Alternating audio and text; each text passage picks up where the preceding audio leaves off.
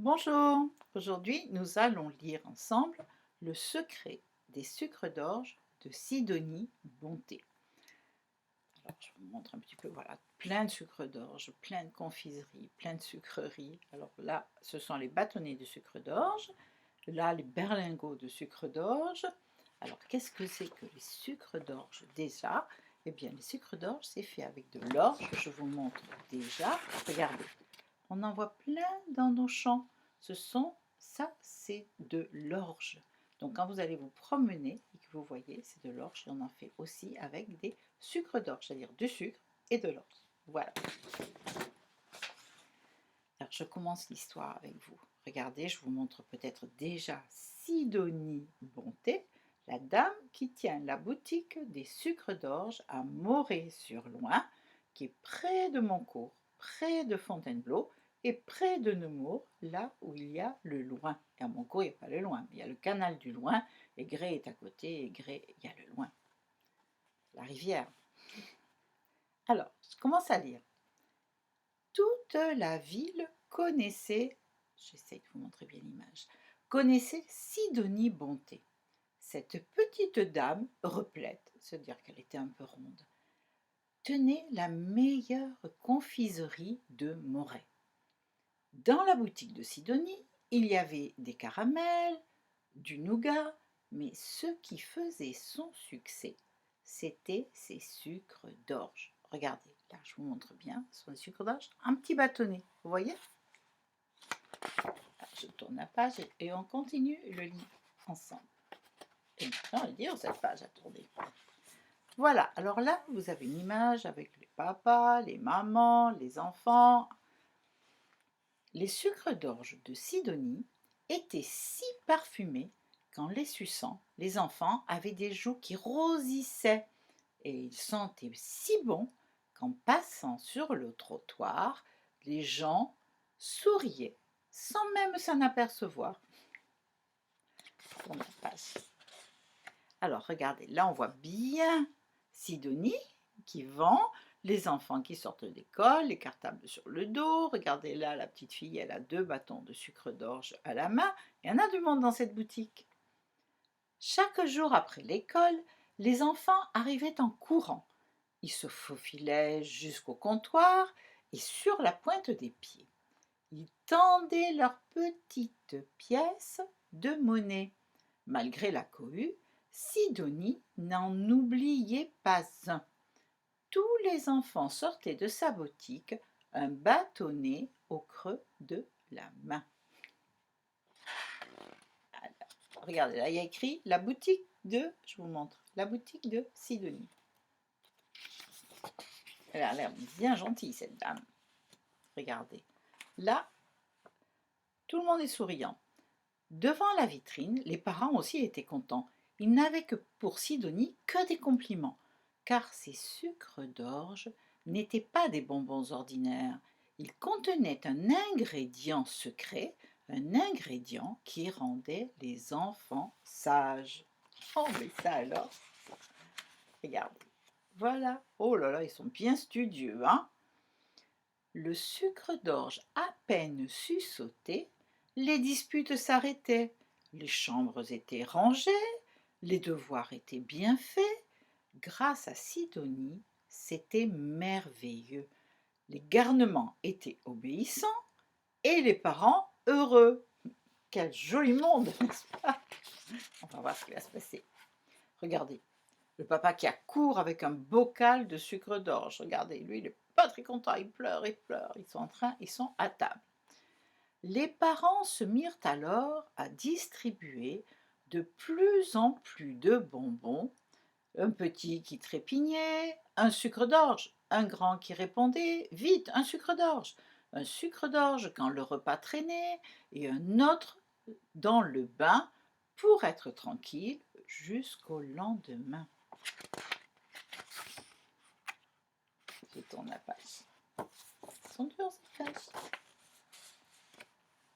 Au début, les parents ne donnaient des sucres d'orge qu'aux enfants turbulents, puis ils en donnèrent aux enfants sages, aussi préventivement, c'est-à-dire avant qu'ils deviennent ennuyeux. On finit même par prendre le sucre d'orge comme un médicament.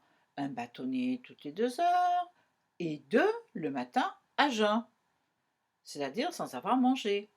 Dans toute la ville, il n'y avait que des chérubins, c'est-à-dire des petits anges, des enfants très très gentils et surtout très très sages.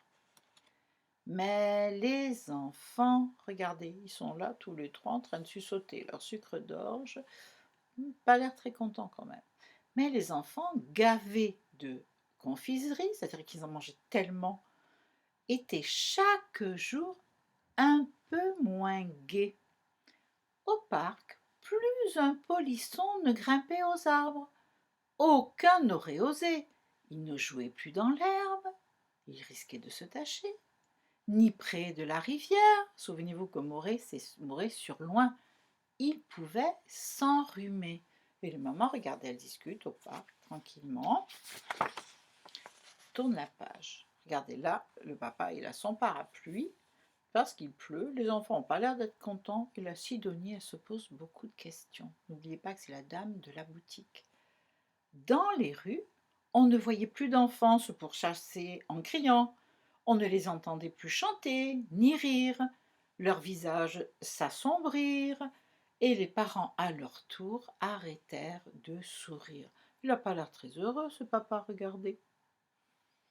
La ville devint maussade et grise, c'est-à-dire maussade, triste.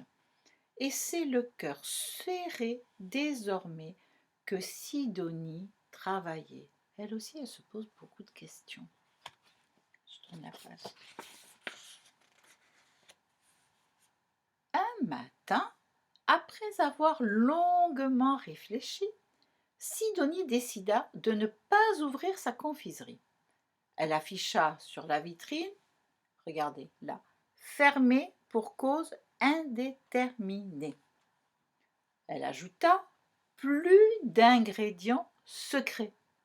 Ah, qu'est-ce qui se passe?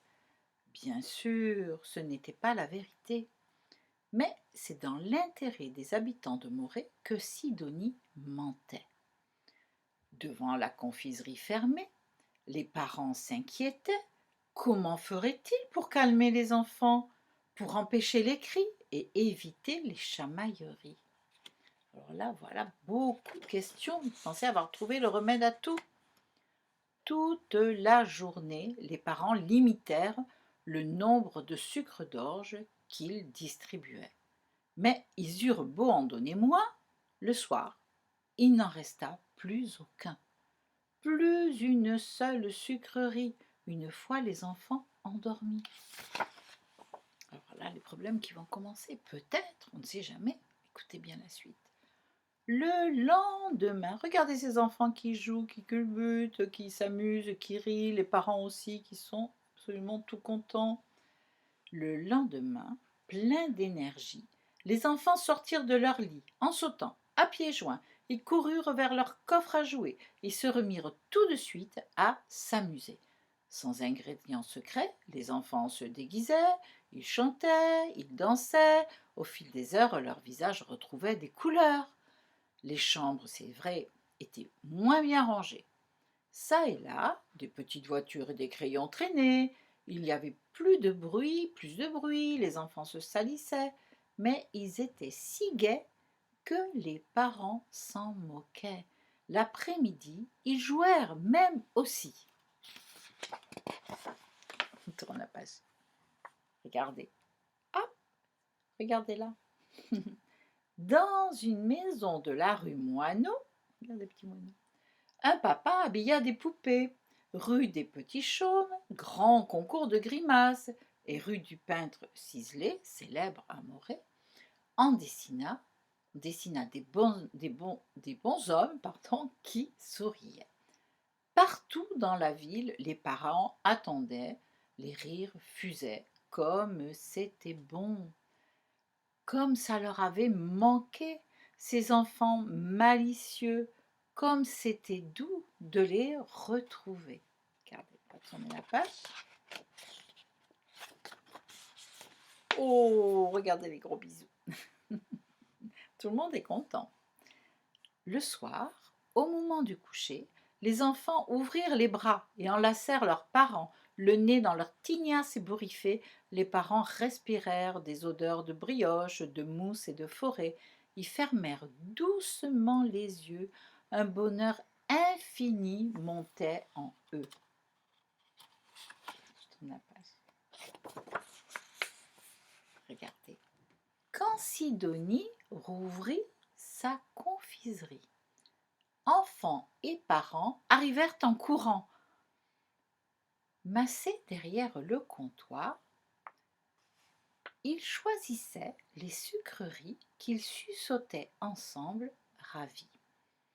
Dans la boutique de Sidonie, entre les caramels et le nougat, brillaient les sucres d'orge. Ils ne contenaient plus que du sucre et de l'orge. Vous avez vu, je vous ai montré l'image de l'orge, la photographie.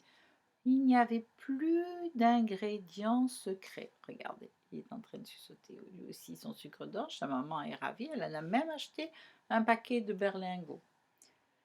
Amoureux comme ailleurs, les enfants n'étaient certainement pas parfaits, mais tels qu'ils étaient, leurs parents les aimaient. Alors, c'est fini. Et voilà. Donc ça, c'est un conte qui en fait est issu, il s'inspire des confiseries de Moret-sur-Loing qui sont réelles et qui existent encore et que vous pouvez voir au musée du sucre d'orge de Moret-sur-Loing. On en a dans la région beaucoup et ils sont célèbres. Voilà, donc ce très joli conte a été écrit par Catherine Buquet. Il a été illustré par Céline Dielac. Il s'appelle Le secret des sucres d'orge de Sidonie Bonté et il est édité aux éditions du Sabot Rouge Jeunesse. Voilà, et bien je vous dis à tout bientôt pour de nouvelles histoires.